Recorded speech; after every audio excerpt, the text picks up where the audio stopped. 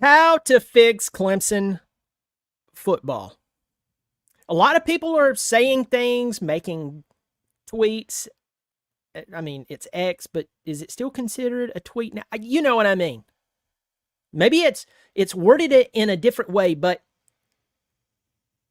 how can Clemson be fixed? How to fix Clemson football? It's a great question. I'm going to dive into that in just a second. Hey, welcome to my channel. I am Brian. I'm glad you're here. Get all the pleasantries out of the way. How you doing today? Tell Mom and Nim I said, hey, I am glad you're here.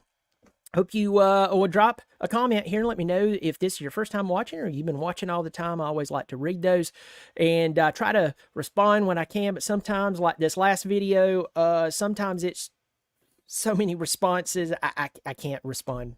So anyway, I'm glad you're here. I hope you will subscribe. It is free. The channel's growing. Thank you so much to everyone who subscribed. You guys are just killing it.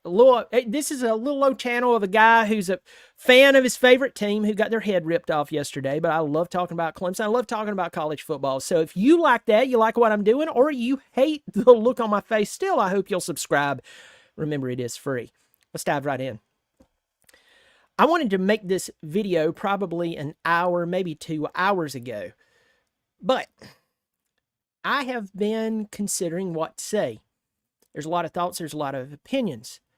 As of this morning, everyone has taken off their gloves and went after Dabo Swinney. They went after the Clemson Tigers. People who just 2 days ago was writing about how Clemson is still a great brand and how they're an elite football team, and anyone would be unwise to second guess Clemson's importance. Just yesterday wrote how there has to be changes in Clemson. Again, I just don't get how so many people overlook this. I really don't. Famous people like former Clemson player DeAndre Hopkins called out there needs to be changes. The media is losing their mind over this. But the low-hanging fruit is what? What's the cause? The transfer portal. Dabo Swinney must get in the transfer portal. If you look at the timeline of when things started to go downhill for Dabo, it was the transfer portal, and we all see it, and you'd have to be blind not to see it. I'm not going to disregard the transfer portal and how it has affected Clemson football, how it's affected college football. But I think we're missing it here.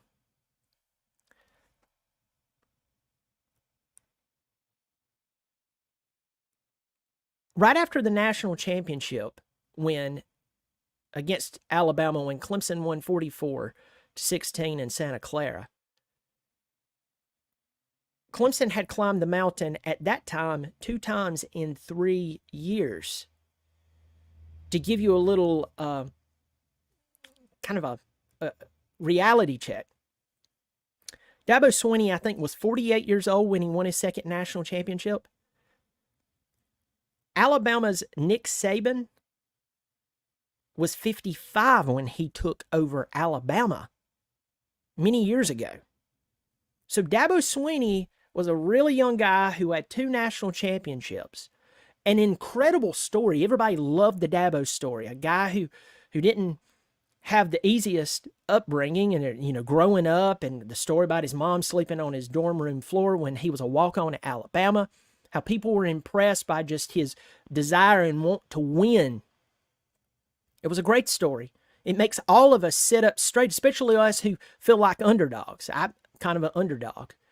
And I mean, I don't have like some chip on my shoulder, but I'm just saying or look down on myself. I'm just saying I consider myself as one of those guys who's at times been the underdog and had to fight through the adversity and just say, look, no matter what happens, I'm going to keep going. I'm going to keep churning. Dabo Swinney is extremely relatable. But Dabo's also a man. I'm a man. Even if you're a woman on here, you're a human being. You get where I'm going with this? And human beings are fallible. We can make mistakes. One of the mistakes that Dabo Swinney made was not using the transfer portal. No, chill out. One of the mistakes that he made is he decided to start hiring former players as a whole to coach on his offensive staff. Now, I know some of you, before you get all defensive and start shaking your head like a goat and saying, no, it's a transfer portal and you're wrong, or no, it's not this or it's not that. Listen, I predicted this loss yesterday.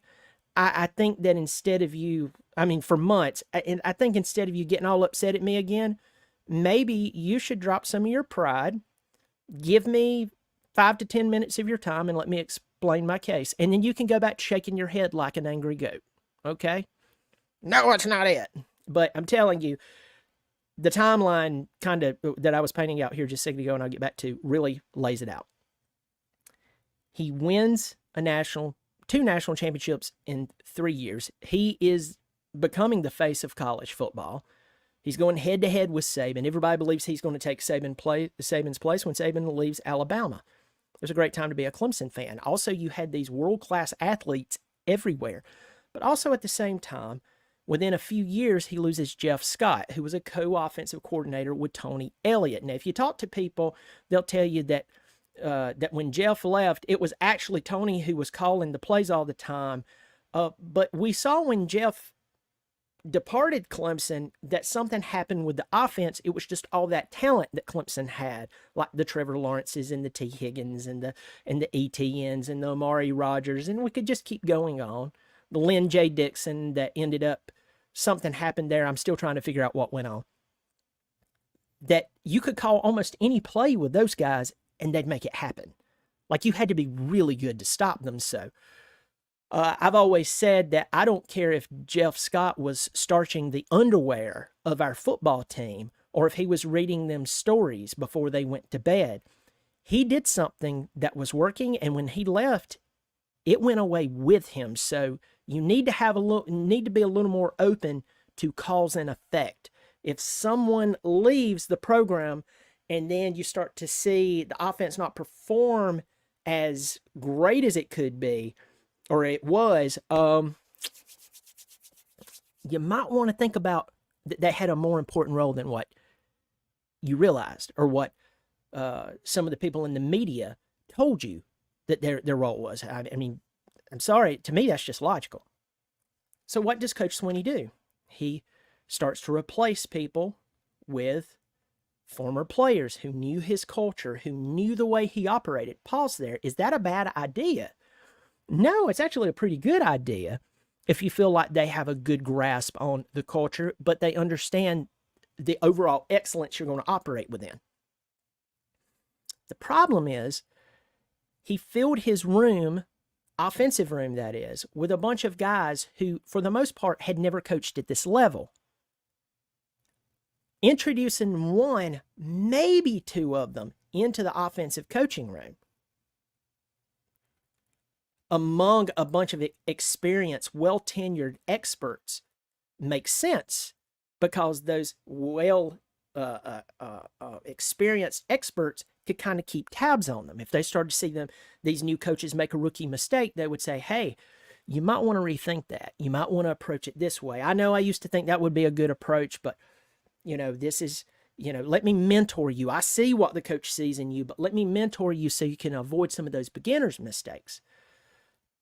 But you can't do that when almost the entire room is first-time coaches. Now, this happened over a few years. It didn't happen all at one time. But before Garrett Riley was hired, so this goes before Matt Luke, you had Brandon Streeter, who was the quarterback coach at Clemson. He's a former player. He had more stops than anybody, and it was only a few, and it was small school. It was small schools. I believe Richmond was one of them.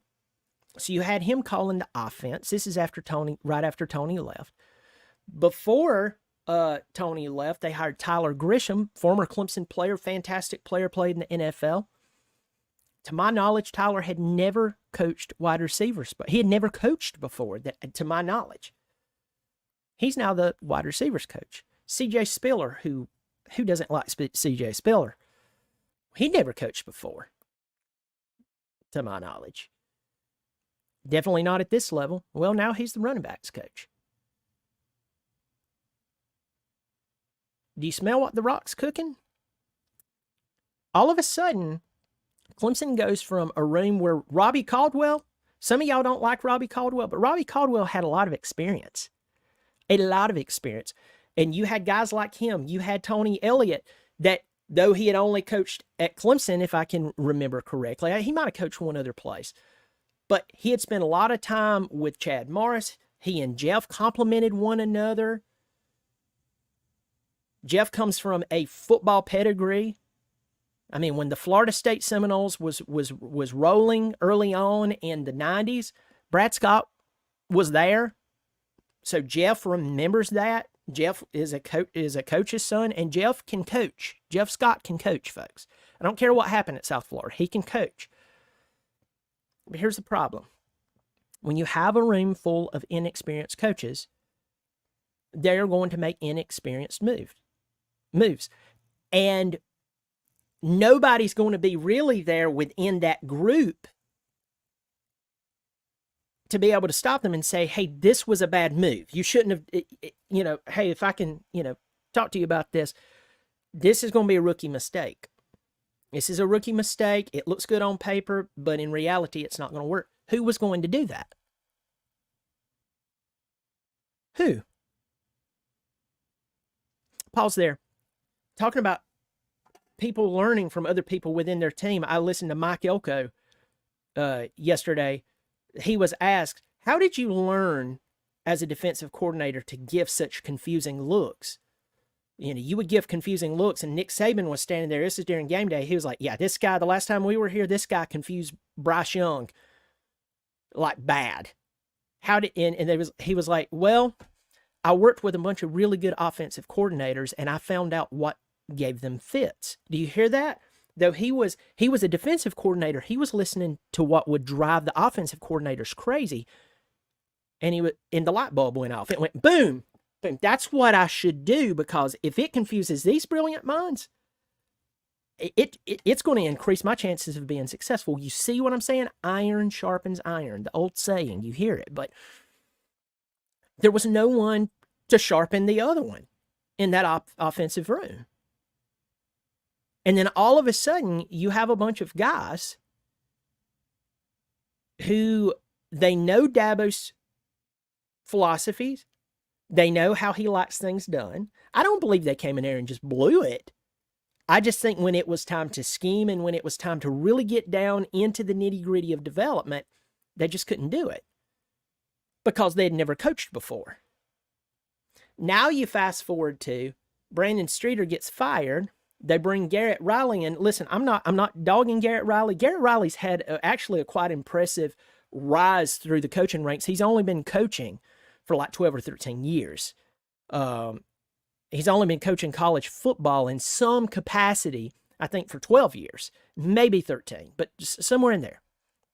So he's had a meteoric rise through East Carolina, Kansas, Appalachian State, 2 years at SMU, 1 year with Sonny Dykes and TCU, took them to the national championship. Pause there. How many points did he score on Georgia then? 7. How many points did he score on Georgia yesterday? 3. So in the last 2 times that Garrett Riley has coached against Georgia, he's managed 10 points. How many points now I know he was coaching the offense, but how many points did TCU give up again? 65. How many points did Clemson give up yesterday? 34. So 65 and 34 is 99. 65 and 34 is 99 to 10. That's the last 2 scores. That's the production of his last 2 offenses versus the production of the other team. Now, I'm not here to dog Garrett Riley. The guy makes a ton of money. He'll probably leave Clemson and go even if he finds some terrible Sun Belt job, he'll make more than all of us watching this video unless you've made a lot of money. He will. So it's not like he's hurting, and I'm not sitting here harassing him or talking terrible about him. I'm just saying that is the statistics up to this point for him versus Georgia the last 2 times he's coached against them. But you go and you replace Brandon Streeter with Riley, and you think everything is going to get better. I even got fooled by this. I even said that last year that we stood a really good chance with the talent we had coming back. We stood a good chance of going 11-1 because I was like, we'll finally have a really good offensive coordinator. We'll have a good offensive coordinator. I made a massive mistake in my equation, in my reasoning, and that is the offensive coordinator has to have the position coaches around him to be able to execute his plays. There's that. And even if you fired them all today, they may be physically gone, but their influence is still there because your players are going to react and carry themselves on the field the way they've been trained up to that point. That's just human beings. We are creatures of habit.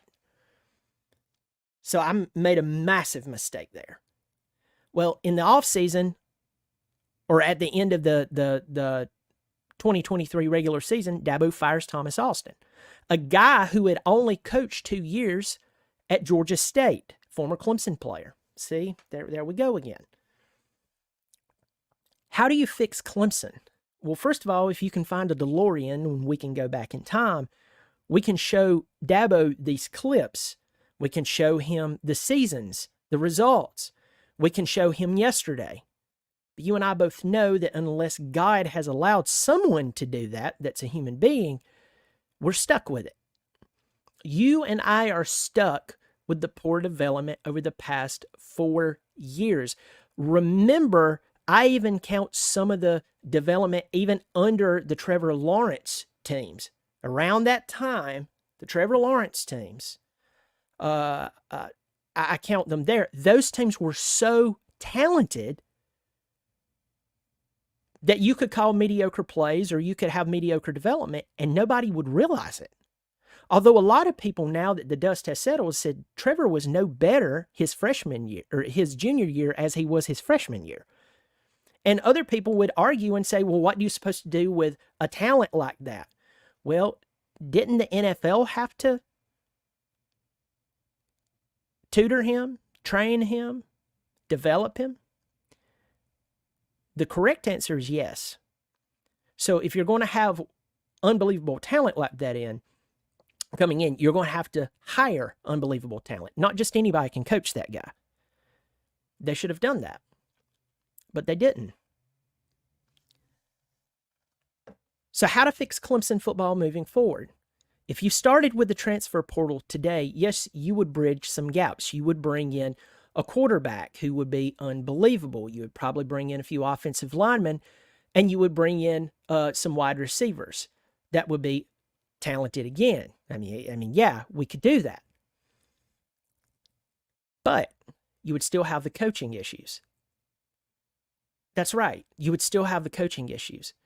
So if you're playing Georgia and Georgia has really good players and you have really good players, but they have coaches who know how to scheme, you're in trouble again. That's right. Because you may not have to develop some of those transfer players because they just played 3 seasons at another school, but your play call at that crucial time in the game,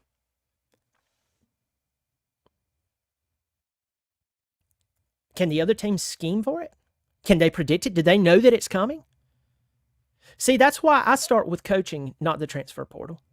The transfer portal is actually a lot more expensive to use than it is to go out and get really good coaches at every level of the football team first, and then turn around. And I'm really naming the offense because yesterday what happened to the defense was exactly what I said was going to happen. They're going to come out, they're going to play great, and then the offense is going to put them in a terrible position. I said this for months now.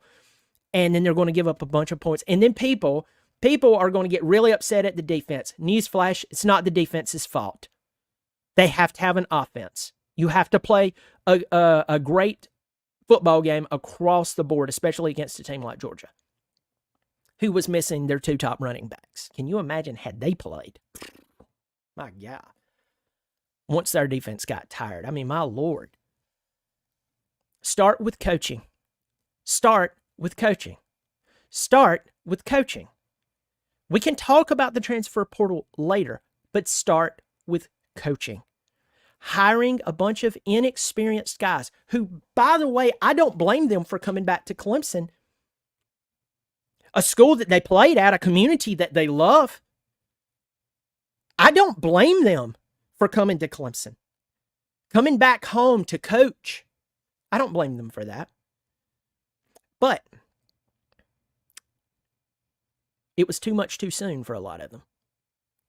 And notice I'm trying to not sound like I'm attacking anyone, because if I got the opportunity to coach at Clemson and I really wasn't ready for it, but Coach Swinney says, hey, I believe in you, wouldn't you take the job too? I would. If you're Coach Swinney and you look back and you say, well, hold on, I gave Tony Elliott and Jeff Scott a chance and it worked out, well, you would be right. But they did have people around them. I mean, y'all go look for it. Look at it for yourselves. There were good pieces there.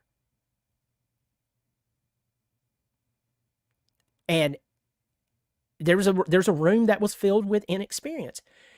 And the result that you saw yesterday is part of that.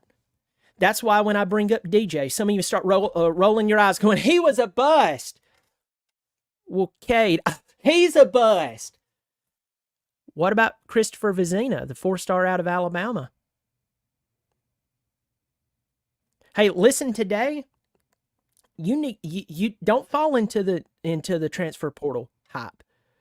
The transfer portal is something that we can use at Clemson and we should implement to fill some gaps here. Not use it overall. You don't have to pull the whole Colorado thing, but just pull it up to fill some gaps here and there. But that's not the issue. It first starts with coaching. It does. I'm sorry. It starts with coaching. And this is a development issue. Next, let's talk about a few more things. We were told in the offseason that Wesco and TJ Moore was going to provide the lift we needed on offense. I did not see them get involved until the fourth quarter. And if you want to say, well, they didn't feel like they were ready to put them out there at the time or get them really involved.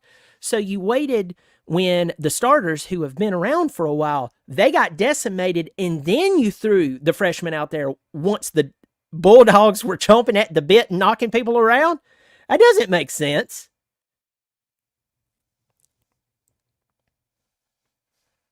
I mean, it doesn't.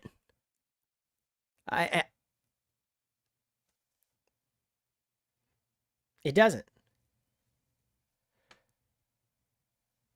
Next, let's talk about let's talk about creativity on the offensive side of the football. There's no creativity. Well, you can't be creative with.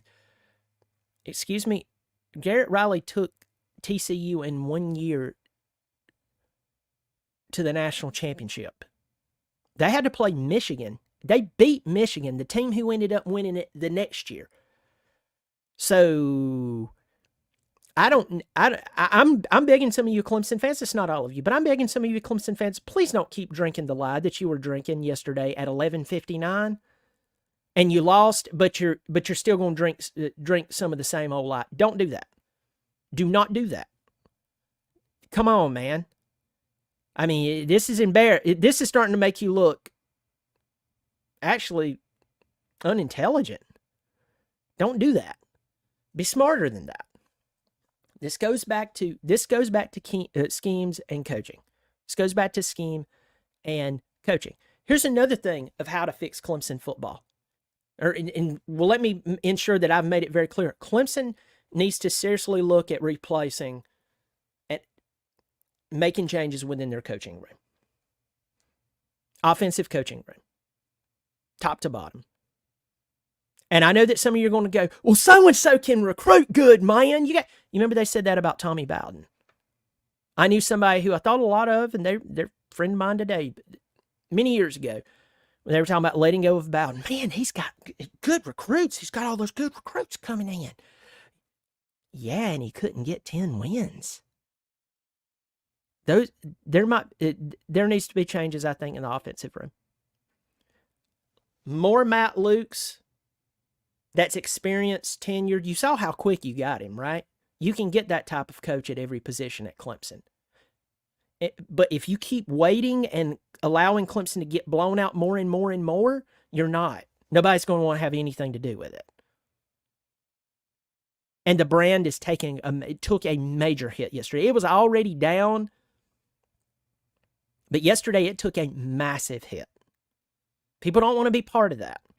And don't fire one coach this year and then hire another one and then wait for the inevitable to happen and have to fire that one. And then I hate talking about firing people. I'm just saying it's going to be time it's time to replace some people. They've had their chance. There's some let's talk about players. Let's talk about players. I'm very careful and try to be gentle with players. I know you're like gentle. That's a weird word. These are kids. A lot of them, they're not kids. They're not kids. But they're guys, boys. Some people get offended at boys. It's like, why? You're just so flippin' sensitive. They're boy. I'm a boy, even though I'm about to be 42. But there were some wide receivers that saw a lot of playing time yesterday. They don't need to see the field in a starting capacity or in a major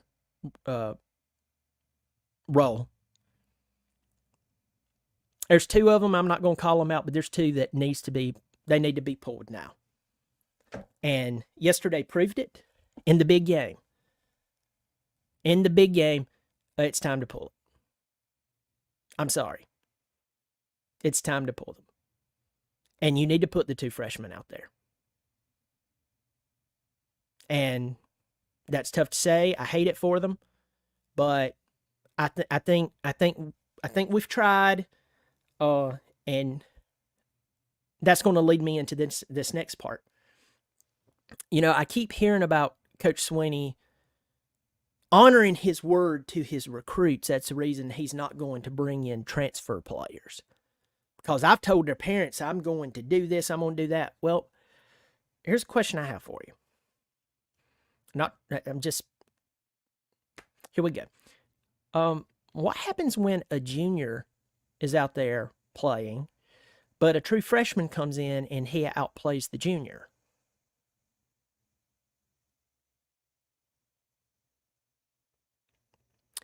Are you going to continue to play the junior and make the freshman sit on the bench? Because if the freshman's better, and you're operating off of, well, I told this junior's mom and daddy that I was going to take. Well, didn't you tell the other players on the football team as a whole the same thing? The statement should be that you're going to do what's best for the team. Because if you give preferential treatment to the junior who shouldn't be on the field, but they're a junior, you're actually holding your middle finger up to the rest of the team. And you're not taking care of anyone there. Folks, if you want to say to me, you've never coached, you never played, and Coach Swinney won these championships, we'll let the experts do what they do. Well, folks, did that look like the experts was in control yesterday? No. No. It did not. And I give this example all the time. If I go to a really nice restaurant and eat, and they can tell me world-class so-and-so chef, he studied at 14 culinary schools. When he takes a dump, he craps out a Michelin star. And they bring me my food, they set it down, I taste it, and it tastes bad. I don't have to go to culinary school to know that dish tastes bad. Clemson football looks terrible now. The defense, the only reason they look bad is because they're tired. And this is season number 4. In fact, you can say, well, that was Georgia yesterday. You mean that you're okay with the results, that if we play a good team, that we get our head ripped off? You play Tennessee in a bowl game. You got spanked. Well, the rest of the game, early in the fourth quarter, we were tied up. You still gave up those points. We went up to Notre Dame and you lost by 21 that year. If every time Clemson plays, hey, let's go back to a really touchy time. You played LSU, and Tony forsook the run. We had the best running back in the history of our team, and he stopped running the ball. And Clemson, the game was close in the going into the fourth quarter, if my memory serves me correct. Clemson was up 17-7 with 10 minutes left in the first half. What happened? Well, that LSU team was a once in a lifetime. Okay, the next year, we made it to the playoff, and Ohio State finally beat us for the first time. Beat the trash out of us. Notice a trend? And if you say no, all you have to do is go back to about, I don't know, about 24 hours ago.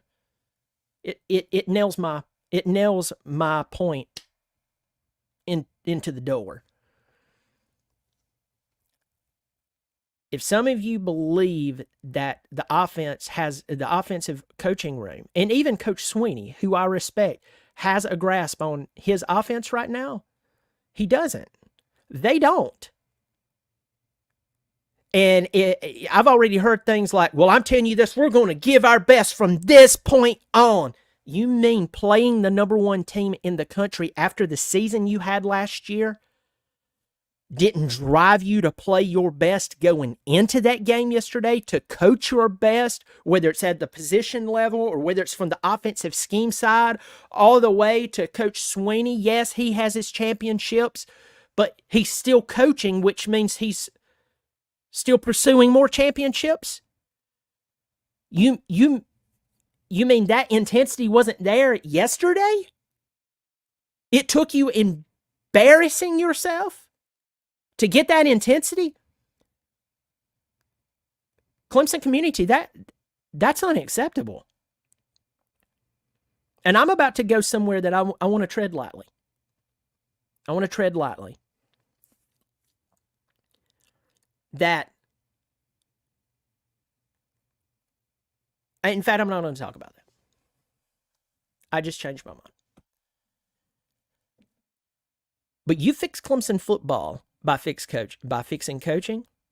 And now if you can go into the portal and you can't do it this year. 2024 there's a concern I have about 2024, and I'm going to talk about it in just a second. That goes beyond what you're probably going to think I'm going to say. Maybe you figured it out. I don't know. But Clemson's is going to have to bring in high-powered offensive players. And after yesterday's loss, I understand the coach doesn't want to do it, but Clemson fans didn't want to sit and watch that loss yesterday.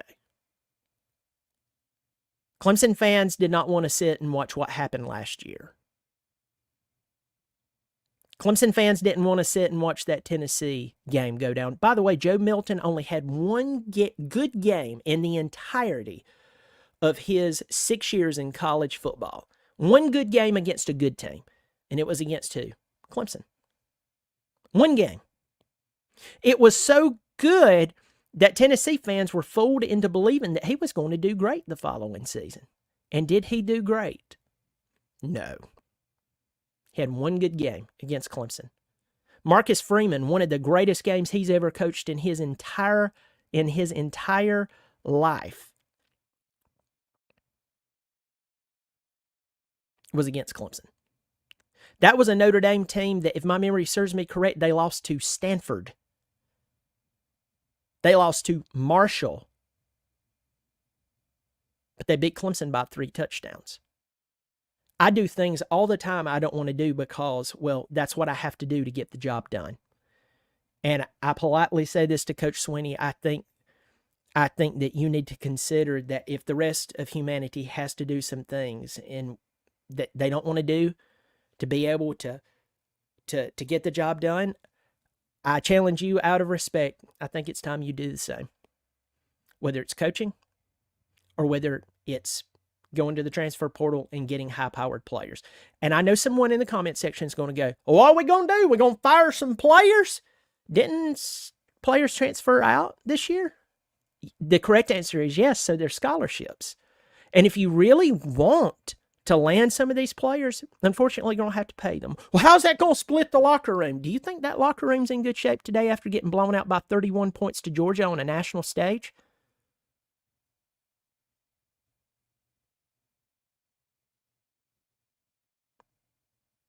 Now was not the time for regurgitating excuses that up to about, 27 hours ago would have held weight with some of you.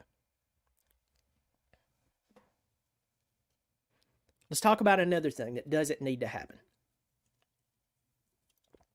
Dabo Swinney does not need to be fired, and Dabo Swinney does not need to quit. That's an immature reaction for either party. This would be a great moment in the tale that is Dabo Swinney's life.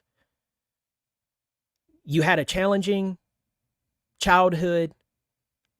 It was a wonderful story that we all identified with in some way or admired. You ended up climbing the mountain and doing what you did, and it was unbelievable. Well, now is the second half of that story, where you face adversity.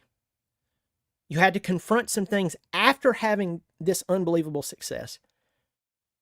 And instead of quitting because, well, whatever the reason may be, or doubling down and maybe making a change here or there, but continuing the way that, well, recently I just laid out,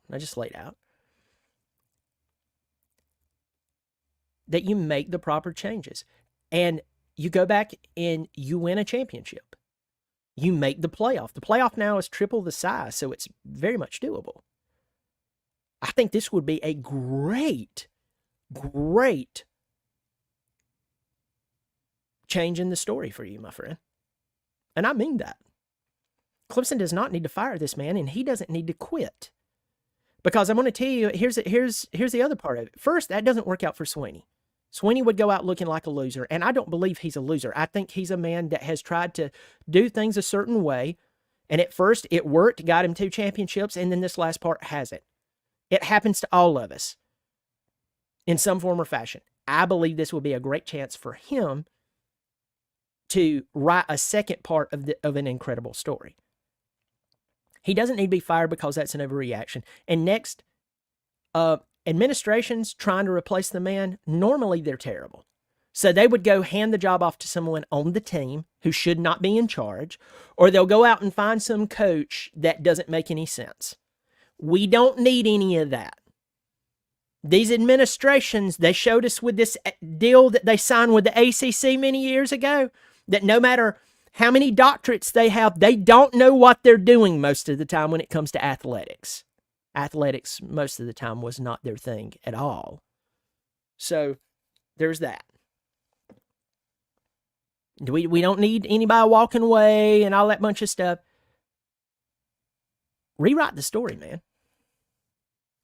That's where I'm at. And this is the last challenge. I'm going to challenge you guys. I want you to remember that college football is a pastime. This is why I get frustrated with the NFL. When I turn on an NFL game, it's like while I'm sitting there, they're trying to teach me a lesson of some sorts. I don't care about your lesson. I just want to watch football. That's it. I want a pastime. College football is the same way. I just want to go there, whether I'm in person or go downstairs, sit on my couch, eating my favorite snack, hanging out with my kids, and watch a game. So we don't have to be so vile, all right? But we need to keep that. We need to keep that in check. With that, all of that said, and I say this with respect to you fans of Clemson, I know you go and all I'm going to say is don't allow anyone to, from this point forward, to fool you on the state of a football team when that football team has a lot to prove. And I was straightforward with you about my thoughts on this Clemson football team. And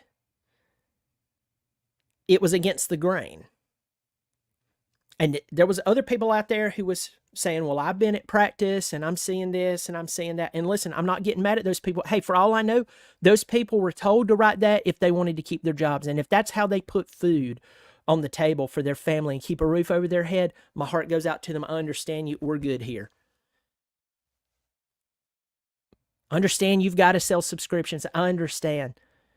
But we need more journalists who, they don't have to be vile. We need more radio hosts who's just going to come on and simply tell what happened. Guys, I'm concerned we haven't seen that the offense is getting any better. Guys, nothing's been proven yet. We got to prove it. And yeah, we can have hope, but football, as I say infamously, but my Lord, that's in my head. Football's a game of strategy. Hope is not a football strategy. If you are hoping your team wins, it's probably because they're not good enough to win. Last thing I want to lead on.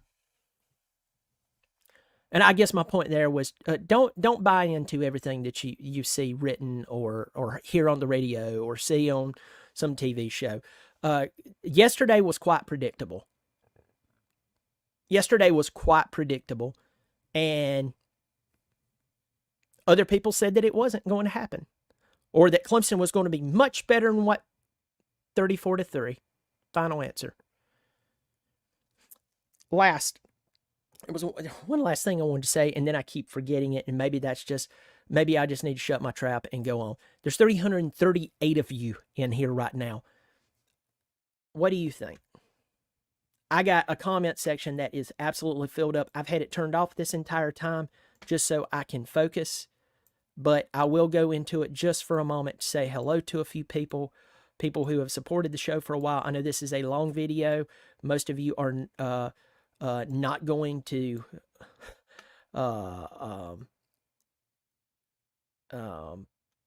watch all of it. Tiger Paul Craven in here from the great Voice College Football Clemson Football Show. I got Joy Cogdell in here. Got Russ Tastic in here. Got my old got a name in there I can't Flux Flow. I don't think we need to be ranked anywhere in the top 25. I think we need to drop far, far away from the top 25 so no one can find a silver lining in this. There's no silver lining in this. We don't need a silver lining. The truth needs to, and I'm not saying that towards you, Flux Flow. I think that where the state of Clemson's, of the Clemson community and the state of Clemson's coaching, all the way up to Coach Swinney, it needs to be very grim because for some reason they always misuse hope. Everything's going to be. You can't hope everything's going to be okay. You have to have some strategy for it. John Answers is in here. Sooner History. Let me see. Alex's Gaming is in here. Joe Starks is in here. Realistic One is in here. My old buddy Parker Henderson. Florida uses the portal. They got smashed. You are right. They are right. They use the portal, and I think that drives back to what I initially said. Coaching. You have to have good coaches, folks. You can go pick up player after player after player here and there. We're trying to take the instant. Let me talk about the transfer portal. Let me talk about the transfer portal and how people misuse it. The transfer portal is like one of those instant cakes you can buy in the grocery store. You only have like 3 ingredients. You have the cake batter, the milk, sometimes the eggs. So we'll just say 3 there. Then you got to just set the oven at the proper time, put it in there for a certain amount of time, pull it out, you got you a cake. What people are doing is they're saying, well, I know that it's an instant cake and it's easy for me, but you know what? I only want to do one of the things. So what do I really have to have? Is it the cake mix or the eggs or the milk? That's what we're doing with college football teams now. Hate to tell you, everyone, you have to do all of it. You have to have a good defense. You have to have a good offense. You have to have good coaching. From the head coach to the offensive and defensive coordinators down through the positional coaches. You have to have all of it. Stop being lazy. We have to have all of it. So you can go raid the portal and get a bunch of great players, but if you're slouching on coaching, guess what? You're an incomplete team.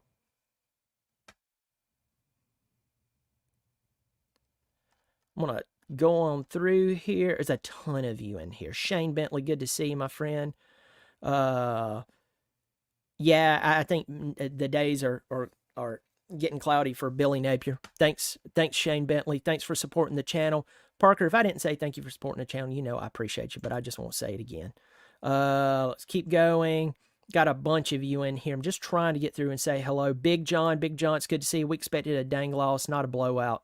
No offense damages a great defense. It's good to see you, my friend. Great to see you. Big John, thanks for supporting the channel. If I overlook anyone, y'all please forgive me. Don't kill me. I'm just a vibe. Dabo is making $11 million a year to be a youth pastor. He's focused on graduations and giving ex-players and family members jobs in the program. I'm so over Dabo. $10. Thank you so much for supporting the channel, and that's very generous of you.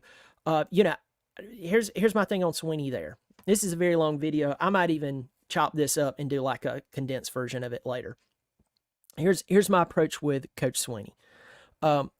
I think that Coach Swinney wants the players to be good people, and I think he does want them to graduate, and I think that he wants them to be good people when they leave there, that he really wants to have that impact on their life. And folks, that's admirable.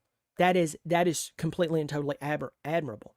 But I say this, they have to win football games, because that's the reason they're there in the first place, is for the football team.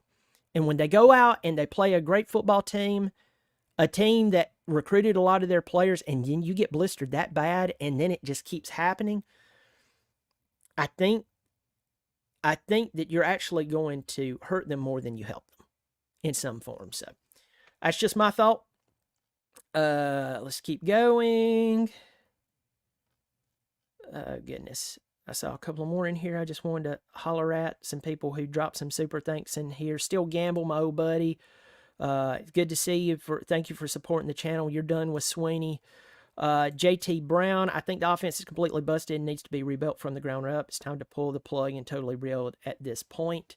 I agree with a lot of that. JT, you're a member and you're dropping $5 in here to support the channel. I really do appreciate this. Keep Matt Luke. I don't even know if Garrett, I'm just really thinking that Garrett Riley I don't want to say be fired, but I just think that, I think he's going to move on his own doing. I think he's not going to want to stick around. But I get what you're saying there, my friend. Going on down.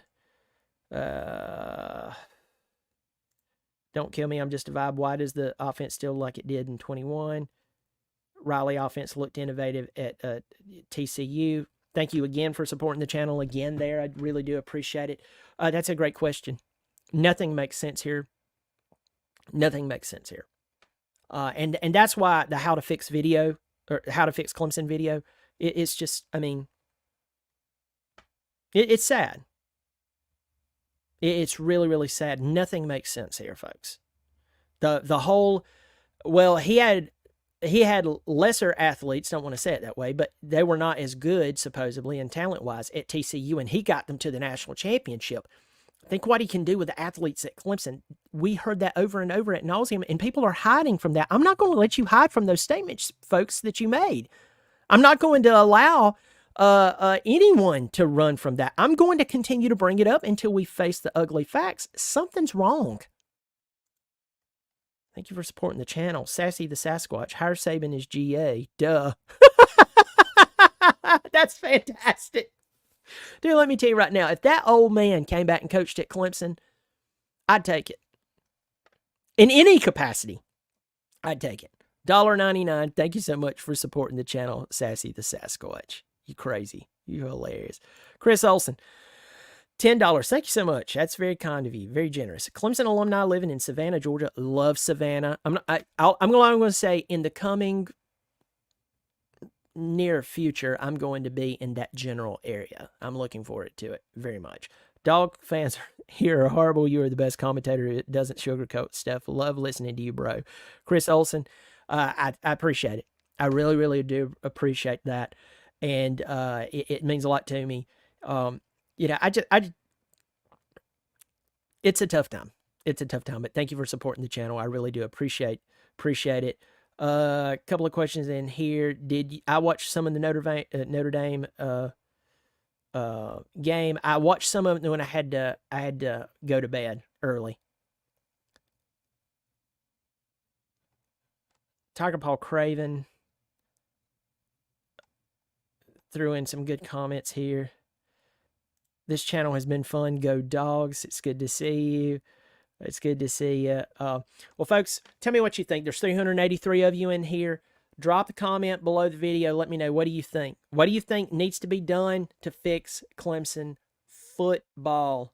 I want to hear it. I want to hear it, y'all. I'd love to hear remarks. Even if it's your first time watching or you've been watching 9,000 times, I hope you'll... 9,000 times. What an exaggeration. I hope you'll drop that comment in there, hit thumbs up, and listen to me. Before you go, there's 373 of you in here. I am barreling towards 5,000 subscribers, and I just crossed 4,000. It just happened, and then boom. Please subscribe. If you like what I'm doing, if you like just how I'm just forward about everything, I hope you'll do it. If you like what I'm doing, hope you'll subscribe. Remember, it is free. I know these are tough times right now in the economy. If you just subscribe, it's free. If you do want to join on a monthly basis, I won't stop you. There's a join button below the video. $3, $5 per month. I really do appreciate it, folks. Hope y'all have a safe Labor Day weekend. Take care of yourself. Remember, LSU, Southern Cal tonight, tomorrow night, BC at Florida State. It's going to be interesting. Take care of yourself. And as always, good or bad, even after a blowout, go Tigers.